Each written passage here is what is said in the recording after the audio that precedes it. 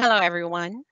Thank you for joining our geothermal future, leveraging the subsurface to solve energy. If some of you in the audience have been joining us all week, you know that geothermal energy is an attractive baseload source of clean energy. This final panel will explore ways the subsurface can be utilized to solve a variety of challenges, from improving energy efficiency to extending growing cycles. Our phenomenal panelists lineup will explore a broad vision of what the future of geothermal might look like, including applications in space exploration, leveraging magma chambers for energy productions, implications for national defense and security, and beyond. I am your moderator, Alicia Williams, Supply Chain Lead for New Energy Technology at Shell Global Solutions. I've spent my entire career of 13 years with Shell, first half in a variety of analytical and quality assurance support roles, and the most recent as a game changer and now supporting New Energies as a supply chain lead, all with the focus on de-risking technology and commercializing novel technology. Enough about me. Let's move on to these panelists. First, I'm going to quickly introduce each, name and title only, then give each of them up to 2 minutes to tell you more about their background and their interest and more thoughts on the panel topic. First up, we have Jeff Tester, Professor of Sustainable Energy Systems at Cornell University. Dr. Merritt Brommer, Executive Director at the International Geothermal Association. Dr. Ken Wiesen, Major General, U.S. Air Force, retired. Ken is the Associate Director at Bureau of Economic Geology. Alex Richter, Managing Director at Energy Cluster Iceland and founder of Think Geo Energy.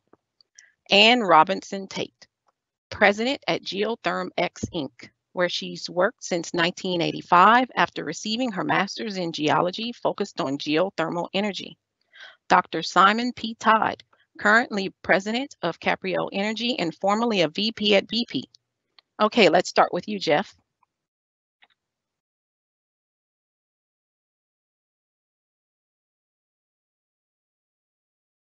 Jeff, unmute, please. Sorry, I was unmuted, but sorry about that. In addition to being professor at Cornell, I'm also Cornell's principal scientist for Earth Source Heat. I've been actively involved in geothermal research and development for about 35 years.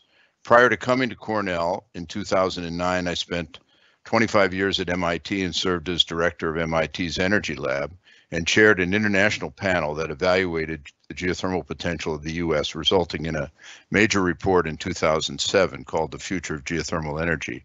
I've also served as a U.S. representative for geothermal energy on the IPCC working group, and we're working hard at Cornell to attempt to decarbonize the entire energy system on the campus. That would include geothermal heating. Thank you. Thanks, Jeff. Merritt? Yes, hello, and a very good evening, at least in my part of the world. It is evening to all of you, and it is such a pleasure being here. Alicia, thank you very much for the very quick introduction. I am indeed Merritt Brommer. I am the Executive Director of the IGA, which stands for the International Geothermal Association. We cover the world. We operate in 64 countries, and we have more than 8,000 members who are associating themselves with us. We think we have a very, very important role to play, not only over the past 30 years, but also in the coming decade, because this is the geothermal decade. I strongly believe that. I myself, I am from oil and gas. I am a geologist. I worked for Total, I worked for Shell, and I made the jump 3 years ago and joined the IGA as their executive director.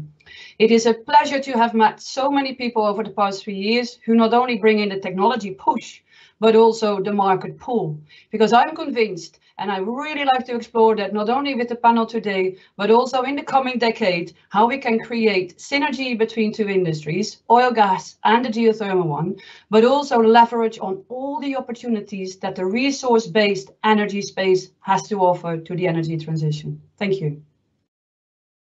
Thanks, Merritt. Ken? Hi, Ken Wiesen here. I am a geothermal native, did my PhD in geothermal geophysics under Dave Blackwell, a name some of you may know if you've been in the field for a long time. I've worked all on the academic side in exploration, instrumentation development, resource characterization, and modeling. I'm currently co-investigator on Project Geo, along with Jamie here at the University of Texas. And in connection with the previous talk, also interested in teaching that transition from oil and gas to geothermal. Also, as mentioned, I'm a retired Major General in the Air Force, former test pilot, a lot of DT&E and program management experience, and we'll get how that ties into geothermal in a little bit. Between the military and returning to academics, I was a senior state executive with multi-billion-dollar responsibilities for infrastructure protection and disaster recovery. I'm thrilled to be here. I love seeing the new energy, pun intended, in driving innovation in geothermal. I like breaking things, including old paradigms and building anew. And also, by the way, I'm actually a much more easygoing person than my picture on the program would lead you to believe. Thank you. I get that from your intro. Thanks. Alex? Hi, my name is Alex Victor. I have been in geothermal for 15 years now, a little bit more than that. I guess in the early days, joining N and others in the industry and first steps. I'm a lawyer by profession, ended up in geothermal through my career in banking, financing geothermal projects in the United States. After that, I founded Think Geoenergy simply as a tool to provide the geothermal industry a media platform that it deserved and the attention and visibility. I've been doing this ever since, and with that accompanying the geothermal sector with an increasing change of emphasis from power to heat. And in that regards also been the one together with the board of the IGA to hire Marit. So I'm very glad that we have been able to lure her into the geothermal sector. And maybe as a quick note, geothermal is under a lot of competition from other renewable energy technologies. And it's really kind of going to be an interesting challenge to position geothermal. And in that context, I would like to point that we have to be careful not to see geothermal only as a technical challenge, but also as a challenge of how we position it as a business, how we position it as a solution for the energy transition, and in a sense of how we put this together all as one ecosystem. So the technology, business models, and so on, and that only goes hand in hand. So I'm very much looking forward to the discussion today. Yep, all great points. I hope we can dive into deeper later on. Anne, let's move on to you. Okay, thanks, Lee. I really appreciate this event, and thanks to Jamie and to Bob Metcalf for organizing it. It's been fabulous the past few days. And hello, everyone out there. I've been working in geothermal since 1985 at Geothermex. I've probably gone through at least 300 geothermal projects. I lost count a while ago. Some of these now produce about 7 gigawatts of geothermal power, and of course, many other at earlier stages of development. One thing I really like to do is advise customers about strategy and tactics for either entering or expanding in the geothermal market. And this has included private and public developers, agencies of government, and oil and gas companies, many of whom are actually in this event. So, hello. I actually serve as the global chair of WING, Women in Geothermal, right now. But I want to focus on my current interests next. And basically, the things that I try to achieve are getting more projects going. This is Geothermex's mantra.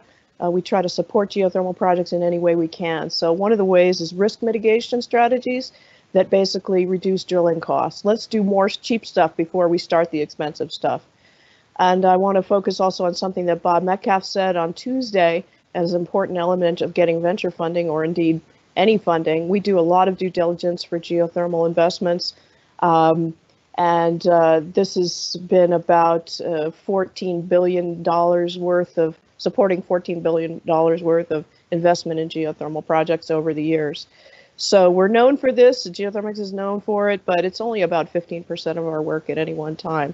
The rest of the time, we're just doing geothermal work in the field and supporting developers in other ways. And I just want to comment that we need every bit of clean energy we can get right now. So I've been thinking a lot about hybrid approaches. combining different technologies within the geothermal domain, and not just heat and power and process heat and space heat, but also between geothermal and other technologies. So geothermal and desal, lithium, hydrogen, cascaded uses for heating and cooling in places with one-way loads like the Arabian Peninsula and things like that.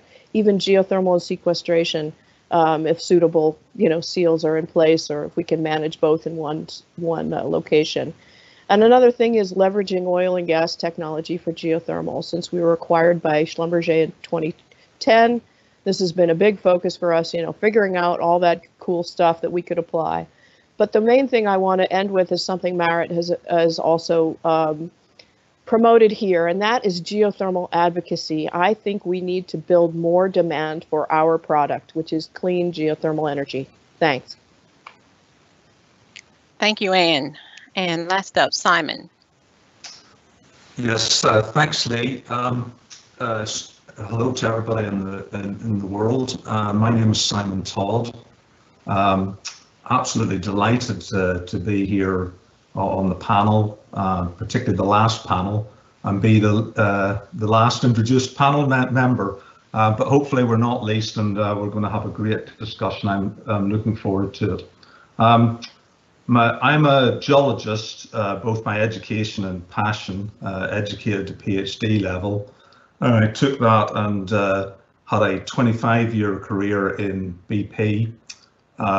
First third of that was as an exploration and development geologist.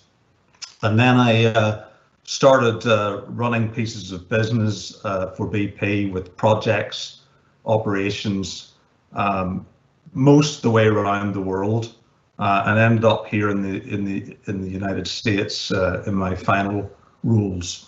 Right now, I'm pursuing a portfolio career, and I'm doing a number of projects where I'm either a senior advisor or a member of the board of companies. My professional purpose is to help companies that are minded or purposeful in their approach to the energy transition. And I'll give you 2 or 3 examples. I'm a non-exec director and actually angel investor in a solar thermal panel company based in Belfast in Northern Ireland, where I grew up. I'm a senior advisor to a next generation oil and gas company focused on the Gulf of Mexico. And thirdly, I'm an adjunct professor to the School of Earth Sciences in University College Dublin in Ireland. And my purpose there is to try and help Irish geoscience research to explore opportunities. And this is where my interest in geothermal comes in. I have an eclectic view of the energy transition. I think it's going to take lots of different technologies and business models to make the transition real and apparent. And that's everything from oil and gas through to wind, renewables, geothermal, and any other energy source. And I think critically that there's a very important aspect around efficiency and optimization. I think the world will complete the energy transition only by reducing demand on energy such that we make do with less energy. I'm really pleased to be on this panel. I think I've been learning more about geothermal during the week, and I want to see what I can do to make geothermal part of the mix. I'm particularly curious about closed loop systems and this notion of geothermal anywhere. That sounds very exciting, and so look forward to the rest of the discussion and hope I can contribute. Thanks, Lynn. You're welcome. And I'm sure all of you have been hearing people refer to me as Lee. I introduced myself as Alicia, but internally and friends know me as Lee. So I'm Alicia or Lee. But please, everyone, please continue to call me Lee. So next up are some predetermined questions just to get the conversation going. But as we go along, feel free to drop your audience questions in the chat and they'll get filtered to me. If you would like them geared to any particular panelist, please include that panelist's name and I should get to that at the end of the panel discussion. So let's get it started. We've spent the last days talking about how to drill for, explore for, and produce geothermal energy for electricity production, but that's only 50% of the equation in geothermal. The subsurface can be leveraged for all types of useful pursuits. Merritt, I'm coming to you. And other panelists, feel free to jump in. How do you see the concept of leveraging the subsurface playing out globally in the coming years? Thank you very much, Lee, for this fantastic opening question to start the debate indeed. I'm also very pleased to hear that Anne is referring to advocacy, because I do think it is still so necessary that we do that. I have had the privilege over the past 3 years to travel quite a bit. Yes, pre-corona, that seemed to be quite normal to do. And I visited quite a bit of projects, and the passion and the dedication of all those individuals sometimes having to hang in there to make the project happen has really astounded me enthusiastically as well across the world. And it's no different coming from the US or Europe or in Africa to Asia. It's every time the same thing happening, that you have local people either opposing or either embracing that geothermal project. And it has led, I fundamentally believe, to a lack of knowledge at a regional, national, and even an overarching global level. And it is therefore still very necessary that we advocate for geothermal energy, but that we also position geothermal energy very strongly in the coming decade for sure, but also in the coming years. Because if I speak to the politicians across the globe, and yes, it's different from one end to the other, geothermal is never ever mentioned. And it means that we still have loads of work to do. Because if I look at that entire suite of resources that we have available to us in that subsurface, the most known entities are, of course, the commodities due to oil and gas and that heavy industry that has lifted up on that. The trade agreements between countries in order to produce somewhere a commodity and deliver it to a market across the globe is, of course, built into our economies. If I look at geothermal and if I look at what else is there to do within that subsurface, it's again pivotal for the energy transitions. Think about critical earth elements. Think about lithium, as we discussed, for engines, for the Teslas of this world. I mean, someone needs to build the batteries. I can continue for a very long time, but there are a few crucial elements that I would really like to highlight, and that is geothermal for baseload power, but definitely for clean heat. 50% of the energy consumption is for heating and cooling. And it can't be that we are only talking about the electrification of this planet.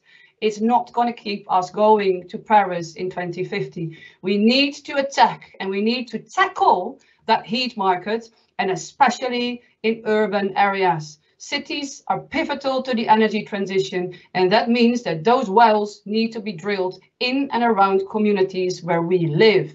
And that means that that social license to operate is going to be crucial for the coming years to talk about. The storage opportunity that the subsurface offers is another very important element that I see should play a huge role in the energy transition dialogue that not only comes from the renewable pushers, but also of the policymakers of the future. And with that, I would like to end my first answer. Thank you, Merritt. Thank you for that really concise statement. Anne, I know you're itching to comment. I was. Thank you so much, Lee. And Merritt, I'll just say that you're spot on there. Messaging is so important. You know we have so much power, in the planet, and we can power our planet with geothermal. But we have to think both on the supply side, electricity supply, and the demand side, reducing the need for electricity. And your heating and cooling, well, mostly heating, but I suppose even in Europe, it'll be a lot of cooling as well. Comment is spot on, and I just wanted to let everyone know that Schlumberger has actually kicked off a new startup called Celsius Energy, which is about heating large residential complexes and industrial complexes in Europe where new gas connections are being banned. So This is something where they're working on a different kind of heat pump system with a very small surface footprint because things are so crowded in Europe. So Mara, speaking to your point again, cost is always an issue for us, but I feel like this moment is when we shouldn't be constrained by cost, and that's exactly what this conference is bringing to light, I think. Many have said, oh, we have to be at 2-cent power. I don't buy that at all. 2-cent power happened because people got subsidies and tax breaks, and you know, geothermal has had only a little bit of that. So let's try to put the costs aside for now. Think of our Earth as a system, just like a geothermal project is a system, from the reservoir to the wellbore to the pipelines to the power plant or to the heating system in a distributed way. So that's my comment. Thanks. Okay. Thank you, Anne. And I know others want to comment. Ken, I'm going to give you 60 seconds. Okay. Thank you. Thank you, Lee. I'll push everyone's box a little bit here. When you're talking direct use, heating and storage, I came previously from the Center for Space Research here, so I tend to think way out there. And as we go into space, this is going to be an important factor for the wide temperature variations when you settle the moon, the Mars, as a heat sink. It changes into a direct power use as you go further out into the solar system. Hopefully we can maybe get back to that a little bit later, but I just want to throw that thought out there for the moment. Thanks.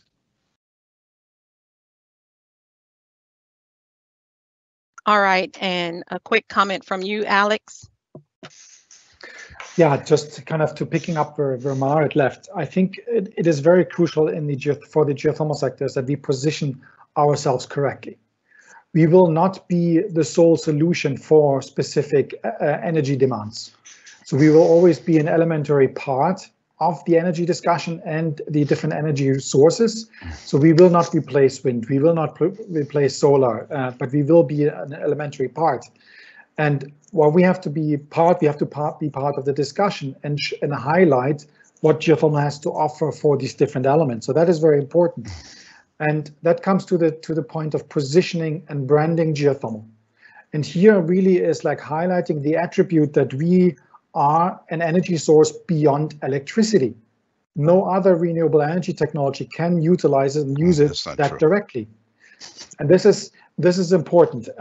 In that context, what I also want to highlight that there are extremely blurring lines with regards to the different technology, and I think this is something that we as a geothermal sector will have to look at as well.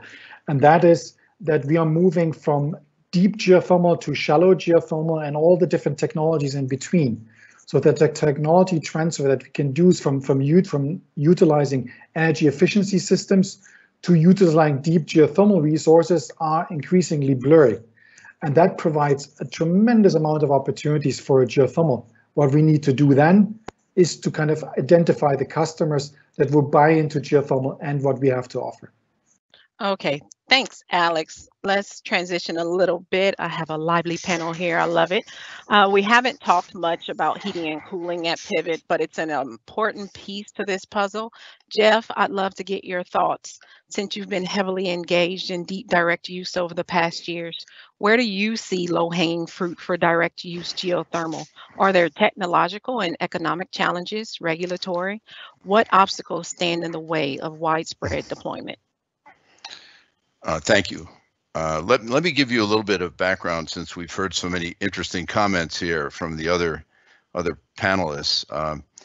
I was always initially focused on geothermal being used as a thermal source for generating electricity. It has all these great attributes: carbon-free or low carbon, renewable, doesn't need storage, fully dispatchable.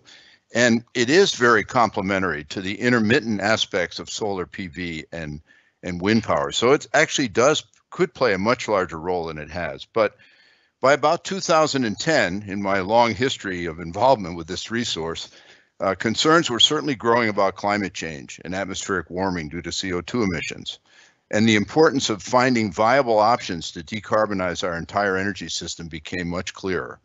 And to answer the answer to two questions that were key in driving my own interests to take a more serious look at the potential for geothermal was, why does heating even matter? And I was focused on the US for decarbonizing, and what are the attributes of geothermal that make it appropriate and accessible and affordable source for heating to meet decarbonization goals. So quite a while ago, my students and I took a closer look at how Americans actually use energy. We evaluated published data for over 40 years and looked at how it's actually used, at what temperature it's used, created a so-called thermal spectrum for the country. And you immediately see from looking at this that about 25% of our total primary energy is used at or below the boiling point of water. And almost all of that demand today is met by burning two of our most valuable hydrocarbon fuels, oil and natural gas, at much higher temperatures, of course, than are really needed in hot water heaters and furnaces in virtually every American home or commercial building. So finding some other source, some other thermal source that's closer to the temperatures we actually need to do space and water heating is clearly a very good place for geothermal to function. And it's done that in a number of locations around the world. In fact, interestingly, you probably have heard that we have a lot of geothermal direct use in countries like Iceland and parts of Europe. But America was actually the first country in the world to install a renewable district heating system in the late 1890s, just a few years after the Civil War in Boise, Idaho, and that system is still operational today. So what happened? We invented this in a way, and then we've lagged behind, far behind other countries, largely because we had abundant, low-cost oil and gas, very different than Iceland that didn't have abundant oil and gas, being on a volcanic island, but they utilized their high-grade geothermal resources to meet not only electricity, but over about 95% of their heating needs. There's been similar growth in France and Germany more recently, and in China, in less than a decade, after beginning its geothermal district heating program, they now have the largest amount of geothermal district heating in the world. There are a lot of economic advantages that go along with this because we can use lower temperatures. We don't have to worry as much about the limitations of how much of that can be converted to electricity. And this leads us to potentially much more competitive cost for heat, as we call it, a sort of a levelized cost for heat in comparison to other commercial resources. I can go into this much more detail later, Lee, but I think it'd be a good place to stop now. Thanks, Jeff. I appreciate it. And Simon, I saw, would you like to have a quick comment? Really quick. Yeah, I'd just like to emphasize what Jeff was saying, you know, from a Northwest European perspective. Like, for example, in Ireland, there are 400,000 households that are classified as being energy poor within energy poverty. And that's normally about heating water and heating spaces in their homes. And they do it largely by burning heating oil, which is an expensive resource in Ireland. And so I'm attracted to geothermal, both shallow and deep geothermal, as well as solar thermal, as I mentioned earlier, as a way of affordably providing heat to homes, districts, and in even larger areas.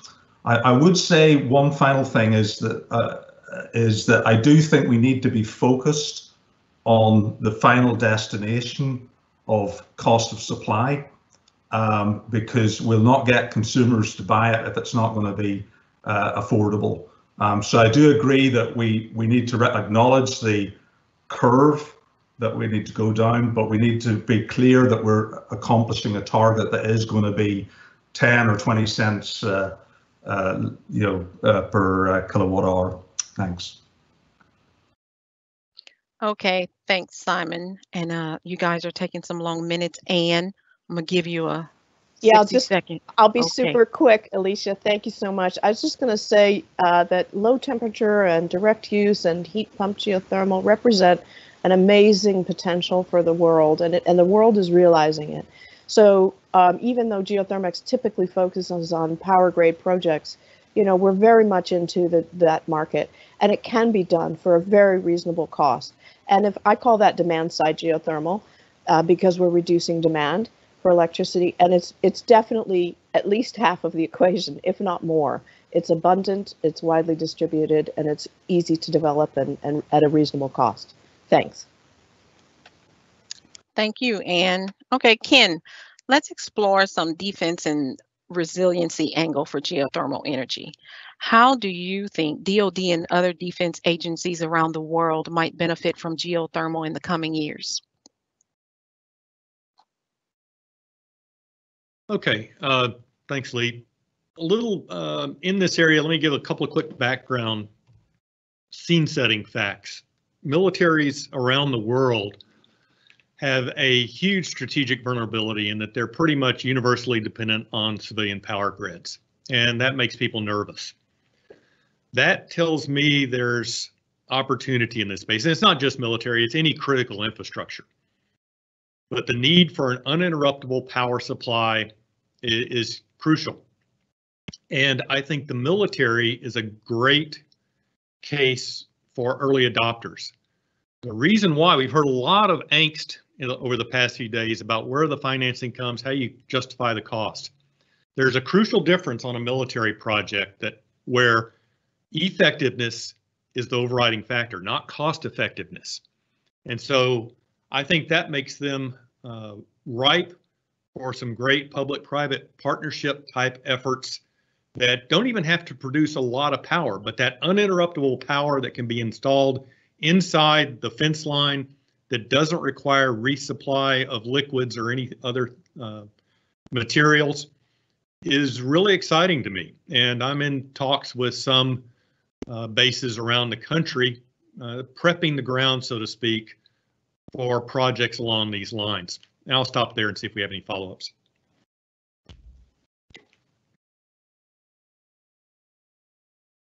Yes, Anne would like to follow up.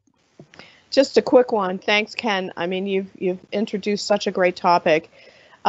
We've been working, obviously, at COSO for many, many years. This is at the China Lake Naval Air Weapons Station in Southern California. We've also been working around the Fallon Naval Air Station in Nevada and the Hawthorne Depot. This is work being done by the Navy Geothermal Program Office, which is really great. There's definitely a push towards this resilient energy. And when we approached Fallon and China Lake about Forge, we actually put in bids for both areas and didn't succeed, obviously. The Utah side is now Forge. The whole issue of resilient power was very much on the CO's minds. And we believe geothermal has a great role to play. And I'll just remind you that in Jurassic Park, they flipped on that geothermal power station with a switch. So it's got to be resilient. Thanks. Back to you, Ken. Oh, okay. Just briefly, yes, that's a good point, Anne, that the Navy does have DoD's geothermal office. It is a very small office. They are underfunded by orders of magnitude to really make this happen, but they're a great partner to help us make the point, I think. And Andrew Sabin, I've known for a long time, the lead scientist out there. I hope some of them are on the conference today and listening. But that's it. Thank you. Okay, and Jeff, you wanted to comment? Yeah, just in addition to the points that were made about military bases, I totally agree. But there are also other places where infrastructure is already in place, and a lot of large universities and sort of centralized sections that have district heating or combined heat and power. And those would be places that would be more appropriate as first adopters for district heating.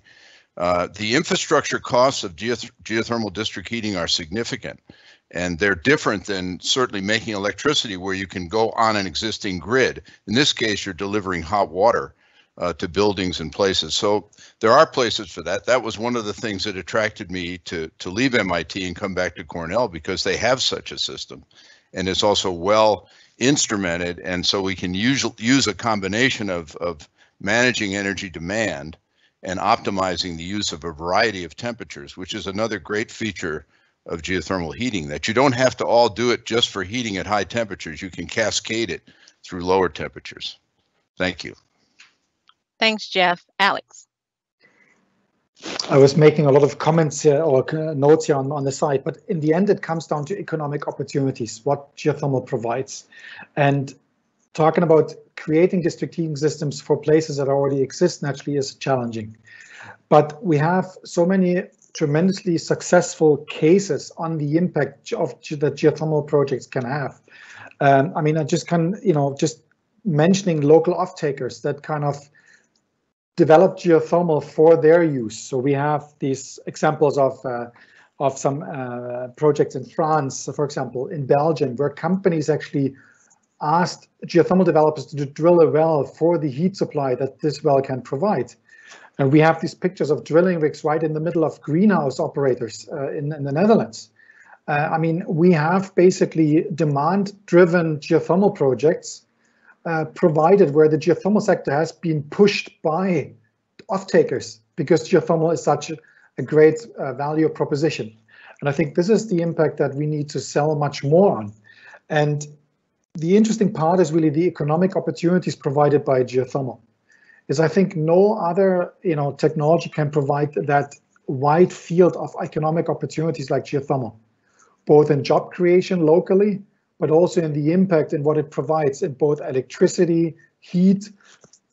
Yes, we talk about lithium, etc., but there are all kinds of different elements, and the economic impact that can have locally is tremendous. I mean, you've seen these examples in Hungary, where a local community with just 2 wells has been able to attract big industries to move to that community. And then these are good examples. What comes first is another question, but there is demand, and if we can fuel that demand, we can develop geothermal. Thanks, Alex. Staying on you, I recently read about the IDDP wells in Iceland and magma drilling. It kind of sounds science fiction. It was pretty cool. Can you tell us more about what is going on the energy cluster in Iceland in this area and what the future holds for Iceland and geothermal? Of course. I mean, Iceland naturally as a volcanic country has been blessed with resources that a lot of other countries would love to have. So yeah, we are in a fortunate position. But in that case, we're also providing a fantastic opportunity as a technical playground, so to speak, to test certain elements. And that's where the Iceland Deep Drilling project kind of comes into the game. And that project, the idea was to kind of utilize supercritical temperatures of between 400 and 600 degrees Celsius in Fahrenheit. That is, I think, between 700 and 1000 degrees Fahrenheit. And the idea is to utilize these high temperatures and figure out a way to thereby increase the output per well. So instead of having to drill 10, 15 wells for an output of, let's say, 1,000 megawatts, you would kind of drill maybe 2 or 3. That's kind of essentially in a nutshell, the idea. Yes, this is a technology research project. They have, the first well was drilled into magma. It hit magma with about 400 degrees Celsius and more, with tremendously a lot of pressure. And the second well that was drilled is also facing a lot of acidity issues, temperatures, huge pressure, and that's something there where technology will have to be developed or equipment will have to be developed to utilize those resources. But the idea is essentially to create a lot of energy from a single well. And naturally with oil and gas technology, drilling, super deep or deeper for these high temperatures provides a lot of opportunities. How that will play out, we will have to see, but it's definitely an interesting element. Thanks so much. Anne, you have comment? As usual, yes. I would just say that Iceland isn't the only place with this divergent margin situation and where this kind of energy can be tapped. I've been thinking a lot about the Red Sea in that context as well. And there's some very near offshore zones that could be tapped for major geothermal for Saudi Arabia. We're having interest from the other side of the Arabian Peninsula, from Qatar, from Kuwait, from UAE, as you guys know. So, but on that divergent margin, one of my dreams is to see offshore geothermal. And I know Jamie thinks it's a crazy idea, but nevertheless, if we could do it economically, maybe not too deep water, and tap into a major source, this could be a game changer for Saudi Arabia. And they could stop burning their oil and instead take on a clean a portfolio. Thanks. Thanks, Anne. Alex, did you have a little bit of comment back? Maybe just one comment. I mean, just to put it as an example, I mean, we have New Zealand and Iceland facing now the issue of a dropping energy demand. So how that will affect geothermal in the context of power will have to be seen, but it's a big nightmare for our two nations, which puts a stronger emphasis on the heat utilization of geothermal and what it can provide, and how far we are able to kind of maybe adapt the economic model from a power-based model to mostly driven on heat for geothermal will have to be seen. But these are challenges faced by two kind of volcanic resource driven geothermal countries. So that will be a challenge that we have to see. All right, thank you, Alex. Now let's look at the other end of the spectrum. Simon, I'm coming to you. Low temperature or low enthalpy geothermal. I know you've got an interest in low enthalpy in Ireland. Can you tell us how you see that playing out and why some locations in the world might be a better fit for low enthalpy than these higher temperature plays that we've been discussing these past days? Yeah, thanks, Lee. I was smiling when Alex was talking about the benefits of hot resources in Iceland. The only thing that I can think of that is similar in Ireland to Iceland is that Game of Thrones was filmed in both locations. Northern Ireland, Republic of Ireland, as an island is quite far from the nearest divergent margin. It's low enthalpy. It's 25 degrees centigrade per kilometer geothermal gradient, and yet this notion of geothermal heat and power that can work with 200 degrees centigrade, which would be 4 kilometers depth, seems possible. So Ireland's got a couple of different problems, energy problems, that are related to costs and related to carbon emissions. One of them I've already talked about. The other one is providing a clean base load to the grid. Compared to the United States, it's an infinitesimally smaller grid problem. And the island actually has been making a lot of progress on renewables penetration into the grid. Northern Ireland, for example, sometimes reaches 40–50%, and there are actions now being taken to improve the resilience of the grid. However, we still need a cleaner base load than the natural gas, coal, and peat that's currently being used. And so I'm attracted to the low enthalpy closed loop system idea to provide electrical base load to support the variable wind and less so, of course, solar power. So those are the two opportunities I see for Northwest European countries like Ireland. Something about residence, commercial building, heating and cooling, and something about base load backup to an otherwise variable grid.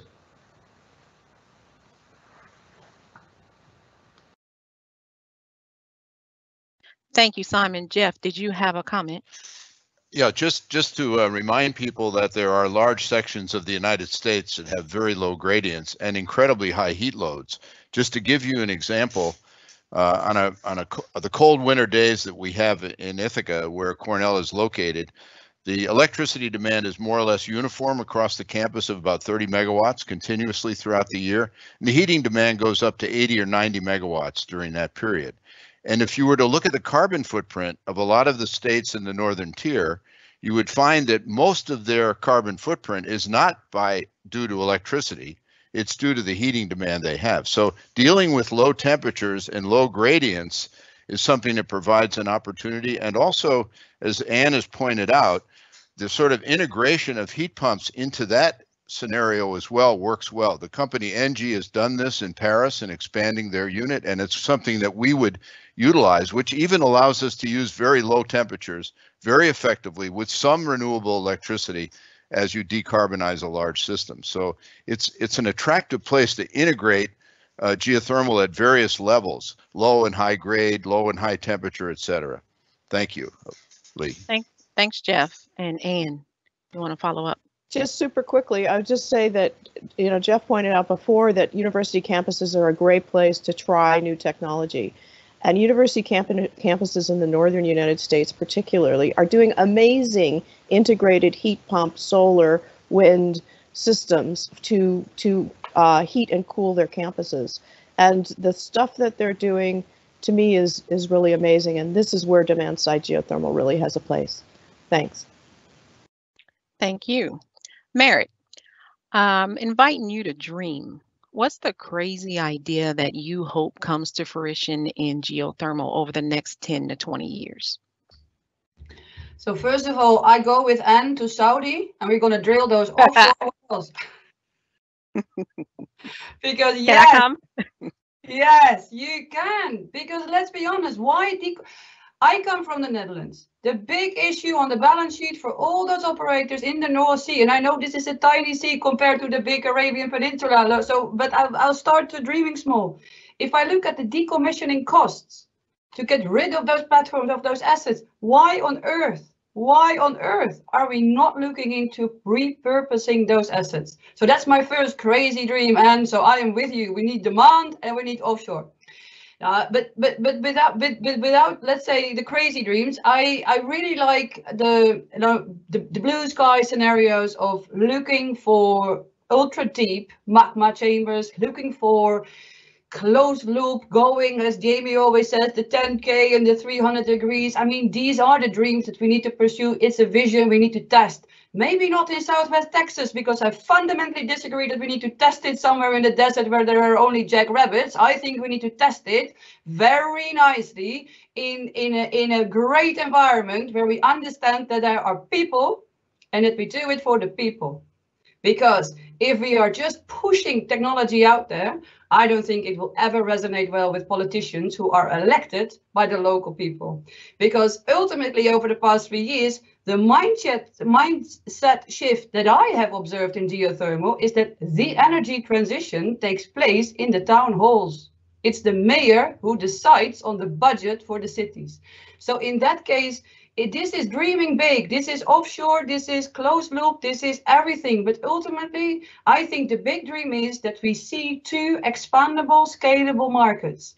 It's via electricity for sure, but that clean heat, that's absolutely scalable, is marketable, there is demand, and there are people who are in need to be decarbonized, both their, let's say, their households, their commercial businesses, residential areas, and new properties that are to be built.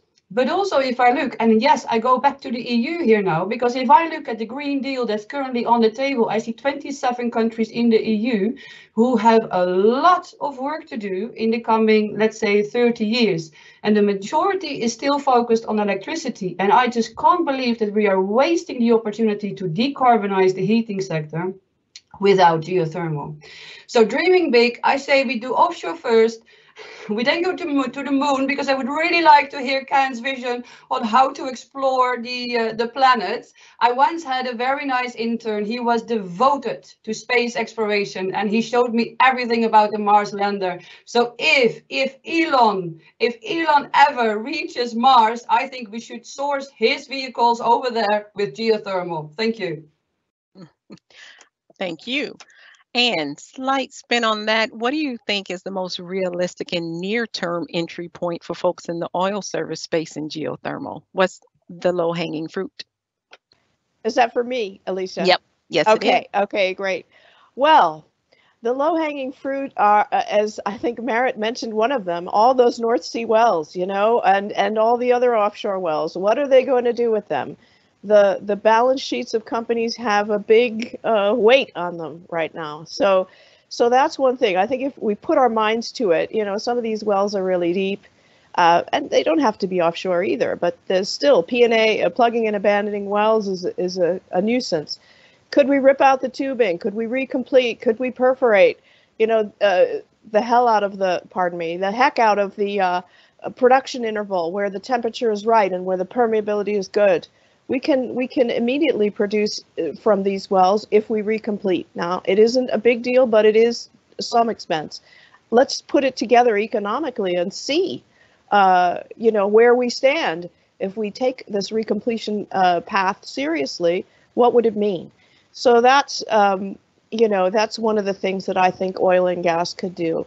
But I do think that oil and gas people need to think about it slightly differently than they currently think about their product, which is, you know, you get it out of the ground and you send it somewhere. Maybe your own refinery, maybe somebody else's, maybe it's in a pipeline or a truck.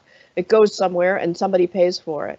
There's two things that are fundamentally different. One is that the oil and gas industry, until very recently, has always had a very willing market for its product. Geothermal isn't that way. So we need that advocacy piece, the great messaging about geothermal, to make politicians and ordinary people, as Marit said in the city, in the town hall meeting, you know, a sort of embrace geothermal.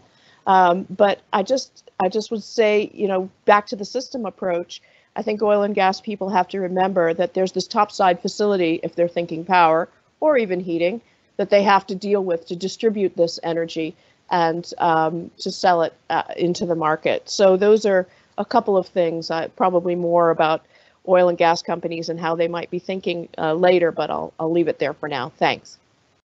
Thanks, Anne. And to be fair, I want to let all of the panel dream. I'm going to go to Alex first. I think you want to comment, and then you can follow up, Alex, with what you hope comes to fruition in geothermal over the next 10 to 20 years. Alex? Yeah, and maybe just jumping into where Anne was putting up and where Marit was going. The key point here is we're talking about geothermal as an opportunity for the oil and gas sector, and I sense that we mostly talk about services being sold into the geothermal sector instead of the oil sector. I would turn this around and I would kind of ask the oil sector to invest in geothermal development, to really invest in geothermal development, in basically the development of what needs to be done. We could drill so much more if we would have the investment, which would essentially bring those people back to work. So we need the money from the investment from the oil and gas companies. So that is absolutely crucial. And by that, they created the market that they understand, the subsurface. That is very crucial. And in that context, the oil and gas sector knows so much about lobbying, about advocacy, about marketing, about positioning, branding, media, communication, where we need that experience in the geothermal sector and to bring it forward. And we need investment in those elements as well. I mean, I have to admit, the geothermal sector has not been good enough in drumming the drums. We have not been good in promoting what geothermal has to offer. And in that context, we need, as the geothermal sector, we need to talk about what we are doing, the projects. We are not good enough in talking about these things. And we can learn from the oil and gas sector about that, how to deal with opposition in a positive way. And we have learned the hard way in geothermal, what we can do with stakeholder engagement. And there the oil and gas sector can also learn from us in the sense of dealing with the subsurface, with the green product that we provide. So moving from that on to the dream for geothermal, I mean, my dream would be that we actually tap into the low-hanging fruit in geothermal, and that is low temperature resources, aquifers that we're not utilizing today. The technology play about EGS and all these other things are tremendous opportunities down the road and need investment now, but we have so much untapped potential in geothermal today, and it's just due to the lack of funding and available resources that we're not able to develop these projects. So that's the thing where I would dream that a lot of these companies that are currently pushing oil and gas sector development will invest in those projects and driving these projects forward. And to tap into the notion of space exploration, there was an article quite a while ago that we were drilling on Mars. There was like this rover sent to Mars and it started drilling. And I was like thinking at that time, and I wrote an article about this, like how on earth can it be that we send a little drilling technology up to space and remotely control this drilling on that planet for whatever purpose it is, and we are not able to kind of drill on Earth down to 4,000 meters successfully and increase the success rate of drilling. So I mean, this is something where I would dream that like a lot of that space ideas are being implemented on Earth today. All right, thank you, Alex. Simon, are you ready to dream? They are always ready to dream. So I'm a business person as well as a geologist and somebody interested in geothermal, and so my line of thought is how do we make profitable businesses out of geothermal? And I think Merit nailed it. There's two real sectors here. There's one about electricity generation, and then there's one about heat as a service. And they're two very different business models. And I think that's why oil and gas is struggling to engage on this, because they don't really see the business model, at least through the lens that they currently hold of high risk but high returns in oil and gas. I've started to dream about a business venture that is focused on pilot projects in Ireland. And what I'm thinking about is there are two coal-fired power stations left operating in the island of Ireland.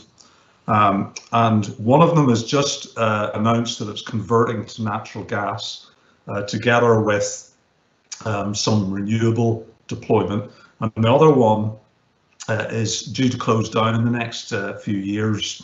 So I've started to wonder, could those sites be repurposed to be energy parks where solar, wind, they're both sitting on coastlines, by the way, solar, wind, geothermal, solar thermal can all contribute to an entrepreneurial energy park where commercialization pilots are tried out and tested and delivered.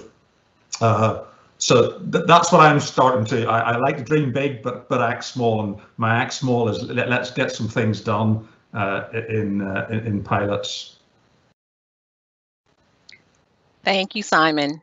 Ken, coming to you now. All right. Thank you, Lee.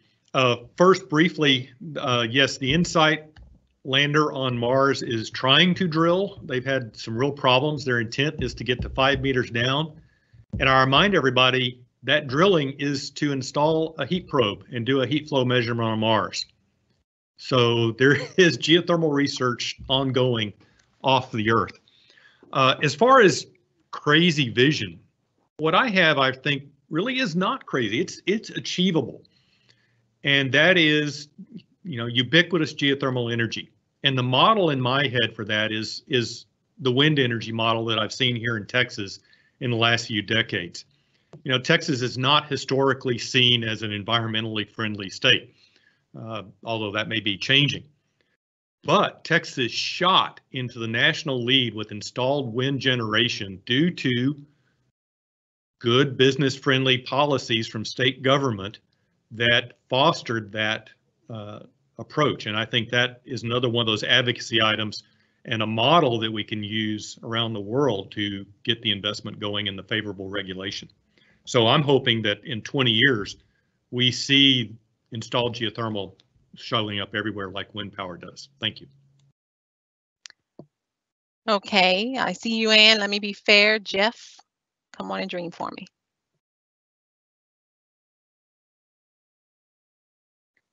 Unmute, Jeff. Yeah, I got it. I've heard so many good things, I don't really have to say much more, but I think it is important to comment a little bit on what I think is a need for public-private partnerships in this area. The oil and gas industries are essentially extractive industries, as Simon's pointed out, where a rapid recovery of invested capital is important. That's not going to be the case in geothermal district heating. Certainly hasn't been the case in Iceland and in France and other countries that are doing this. So that will involve a lot of different intervention that has existed in this country, in the US, for a long time.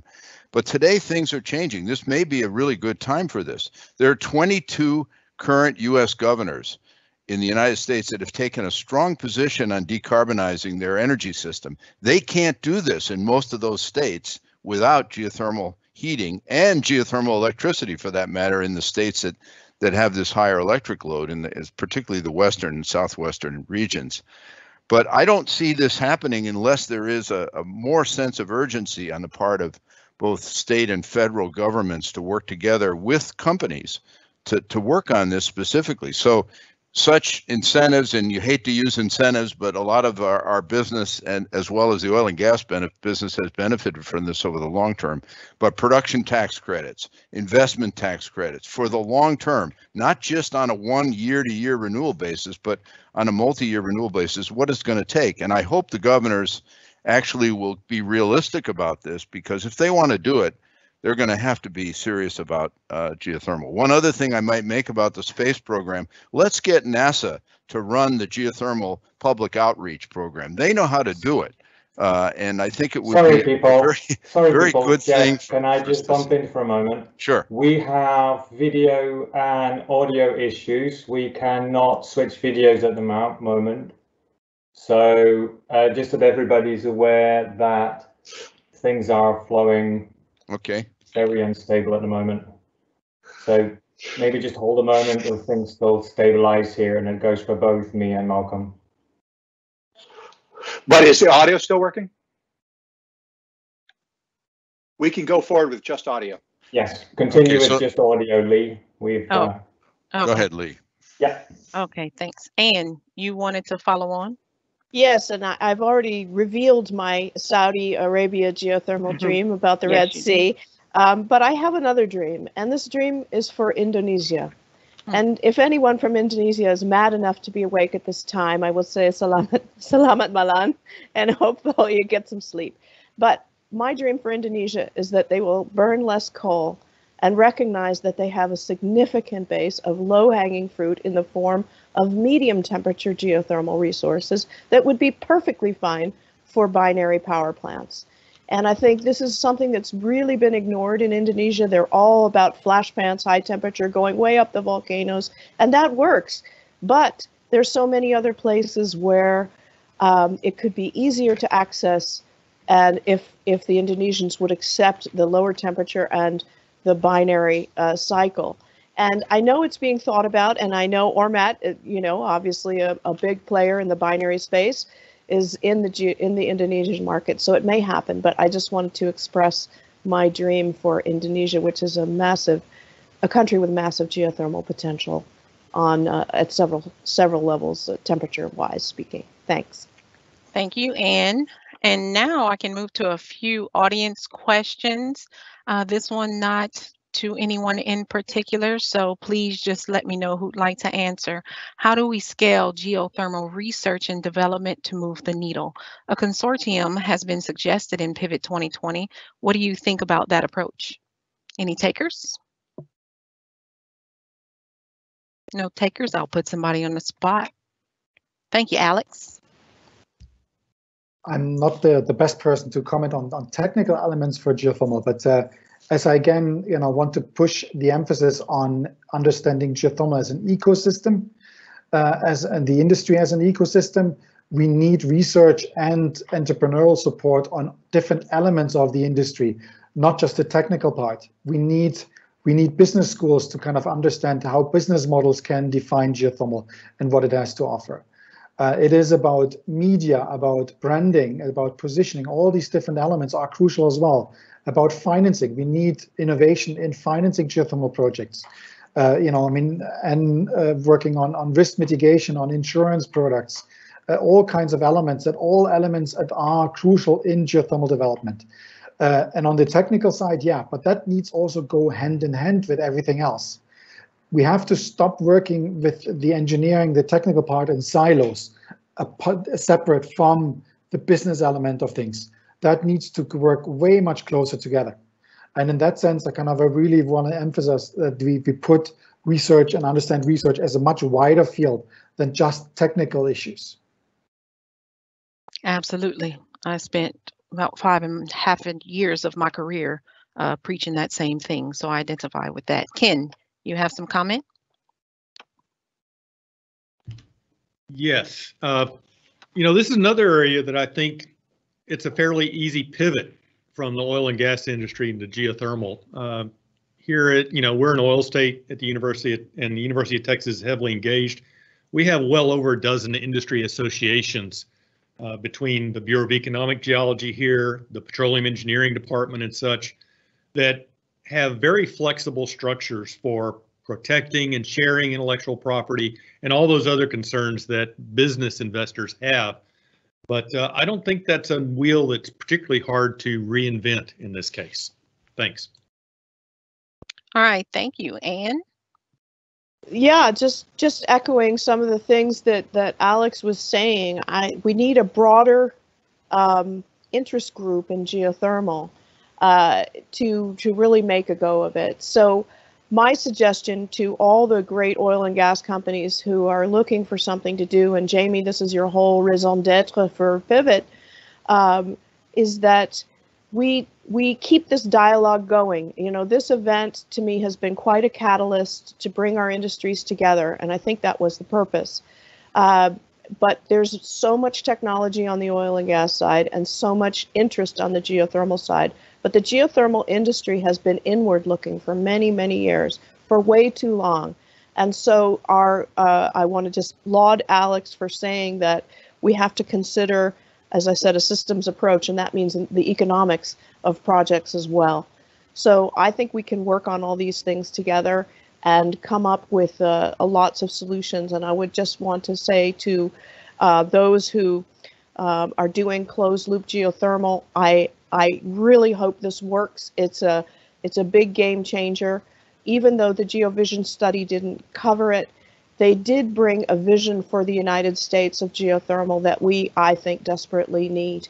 And we should take that sort of collaborative approach forward from this meeting. Thanks. Thank you, Anne. Together is always better. Another audience question.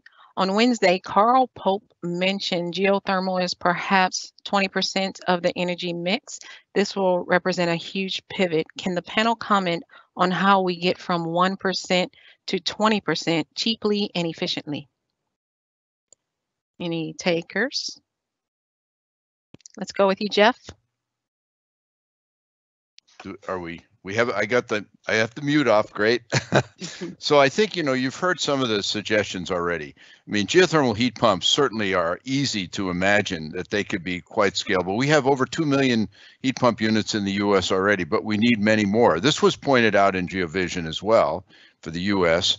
But I think that you've got to go after, and you've heard this many times in this session today, the low-hanging fruit, the lower temperature resources that are close to the surface that could be utilized in systems that already have some infrastructure. And that will allow things to be witnessed at a demonstration scale. And this is sort of, if you build it, I think, people will come and take a look at this and say, this would work. I'd love to see the governor of New York, for instance, who has been very bullish on decarbonization, be able to be in a ribbon cutting ceremony at Cornell if we actually can produce an earth source heating system for the campus, because that is his land grant institution. That's the kind of partnership I think that's going to have to exist. People that are policymakers at a high level have to understand that their leadership and their support will bring together these entities from the private sector as well. They can't just do it on their own. And I totally agree with Anne. We've been far too introspective as an industry. We need to reach out in a very different way to make this work. Thank you. All right, thank you. Let's see. I'll pick one more question. Considering some inherent risks in fracking for EGS and global ban, will be still beneficial to focus on EGS, or it is in best interest of geothermal industry to shift focus on other methods to be able to compete with solar and wind? How much has the fracking debate damaged the drive to advocate for geothermal drilling? Anne? I would say that the fracking debate has spilled over into geothermal, but I don't feel that it's something that cannot be mitigated. This point, If we are to do enhanced geothermal systems, which do represent a significant potential, as well as closed loop and other solutions, we will be stimulating geothermal wells. Now, should the public tolerate a little bit of induced seismicity? As a scientist, I hope to say yes.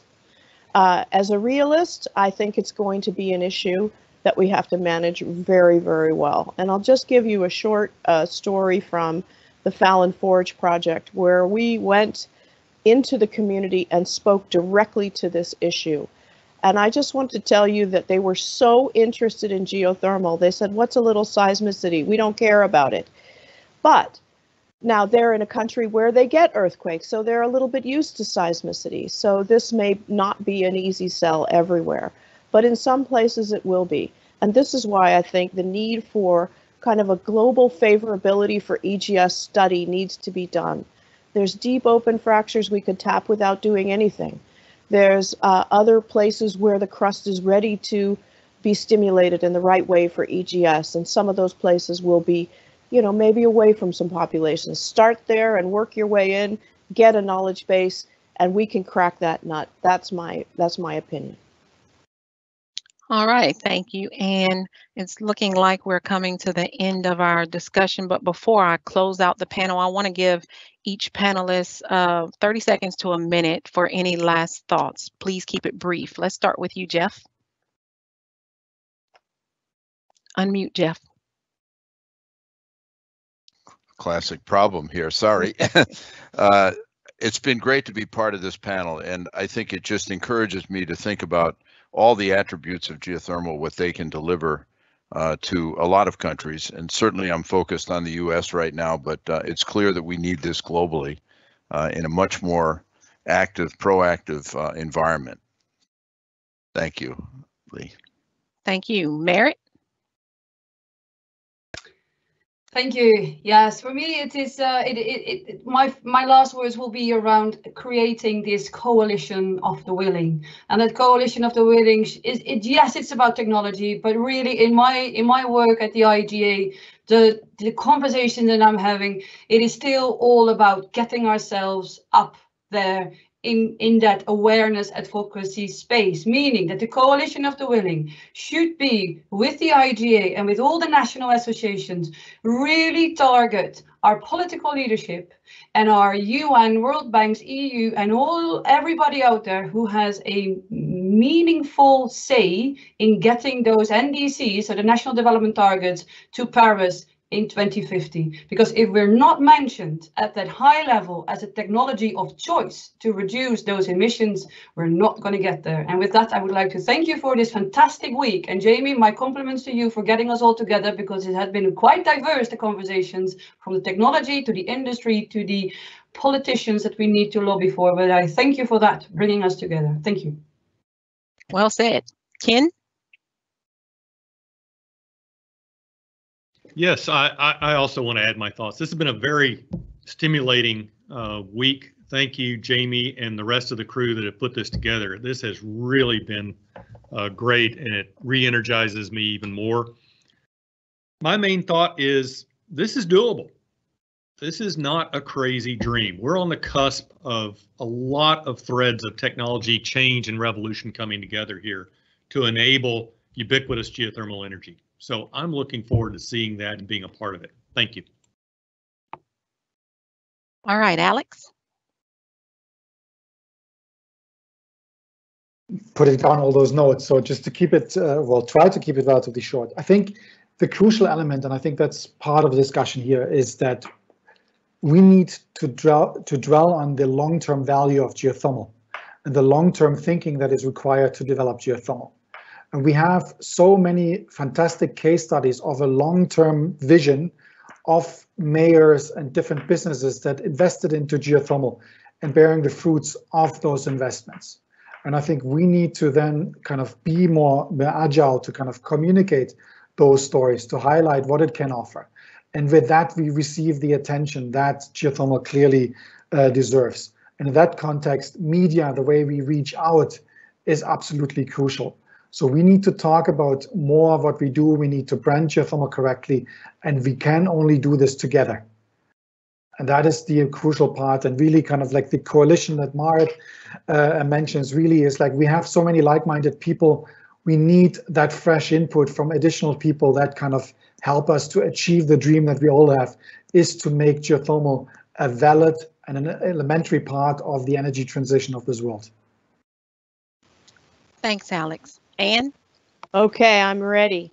I just want to build on that long-term comment that Alex made, and note that the place where I studied got my MSc degree and studied for that in New Zealand, Wairakei, has been operating for 61 years now. So you talk about long-term. This is a resource and an asset that keeps on giving. So keep that in mind. But I just want to say, for about 25 years, I've been waiting for this pivot. Thanks, Jamie. You made it happen, and I really, really appreciate that. And I'll just leave you with a couple of notes. You know, solar didn't start by being cheap. Maybe it started by being pretty damn expensive.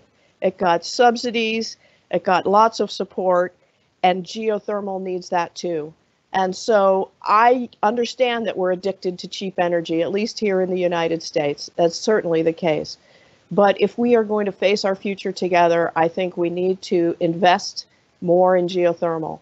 And whether that comes from government, oil and gas companies, other sources, development banks, we need to invest in geothermal.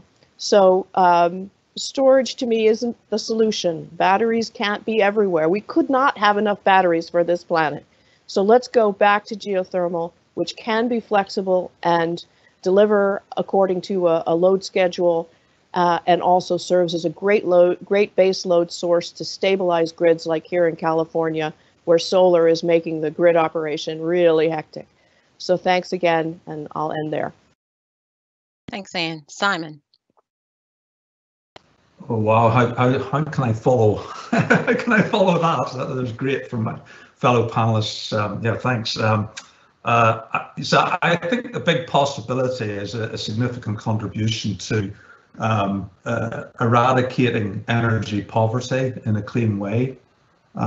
We've talked about a couple of examples of developing countries. So there's a possibility here about aiding the development of developing countries, but with clean energy. And energy poverty, as I said earlier, also occurs in so-called developed countries. So that's the big possibility that I leave with. The act small, I think, is some kind of lighting a number of entrepreneurial public-private ventures in different parts of the world to get the full blaze alight. So yeah, thanks to Jamie for inviting me, putting this together. It's been fabulous, and Lee, great job on moderation. Thank you. Thank you, Simon. And thank you to everyone. Thanks for showing up. Thank you, of course, to our panelists. Thank you for our really amazing behind the scenes crew, Malcolm and Rob, for keeping things going, production rise, even through glitches, and really remaining cool and keeping it all together. Thank you very much to you, the audience, for staying engaged and showing up in the questions. We're all here to learn together. And by learning, I think that we're doing. When we all leave today, we'll keep this conversation going. And I can't help but think about my favorite Maya Angelou quote, do the best you can. And when you know better, do better. I'm going to pass it over to one of the most impressive people that I know, Jamie Beard. I'm not just saying that. Jamie's passion and clean energy is the reason why she dedicated herself to pulling off this week-long discussion. One day, I hope to wear half the cape that she wears. I thank you, Jamie, and now invite you to say some concluding remarks for Pivot 2020. Thank you. Hey, thanks, everybody. I am so embarrassed. I thank you for all the compliments, but seriously, all the call outs, just no more. Let's just get shit done. So I have to say, this has been so awesome. It's so beyond exceeded my expectations. Pivot did. We don't have the total numbers yet because I haven't downloaded the data from today, but 6,000 people watched this week these panels, and hundreds more so far have listened to the recordings. That's amazing. That is so incredible. That's awesome. And as Lee said, yeah, let's keep that going. The motto for PIVOT is kicking off the geothermal decade. And, that's not just a slogan, it's a goal, right? So we're at 2020. We got 10 years to move the needle. Let's move it really fast. And this is something, a personal belief that I have, that the oil and gas industry is the single largest and greatest asset we have on the planet to making geothermal happen anywhere at oil and gas scale fast, right? And so let's press the gas. Let's seize the opportunity to collaborate. Let's make it happen. And let's make sure we're benchmarking ourselves, right? So let's do this every year for 10 years, and we have a gigantic party at 2030. If we are truly able to leverage the capabilities of the oil and gas industry, which are absolutely immense, even if we just leverage 20% of the capabilities of the oil and gas industry, we can nip these problems. These are solvable problems. So let's do it. A lot of people have reached out to me, hundreds, and I'm very sorry if I am not able to respond to all of you, but asked me, how you can help and how you can get involved. And I would say the number one way that you can do that is if you are excited about what we've been talking about at PIVOT, use that as an opportunity to advocate and recruit others to the ideas, particularly if you are, as many of you are, in the oil and gas industry. Right now, there is a significant movement in the oil and gas industry. There's a lot of energy around these topics. And if you are, if you're on board and you think this is cool, go back and tell every single one of your colleagues and your managers and your bosses. Tell everybody that you know of to watch these sessions. They're all recorded. You can go to the website, you click on the session you want. There's a recording there. I know there are some missing. We'll fix that.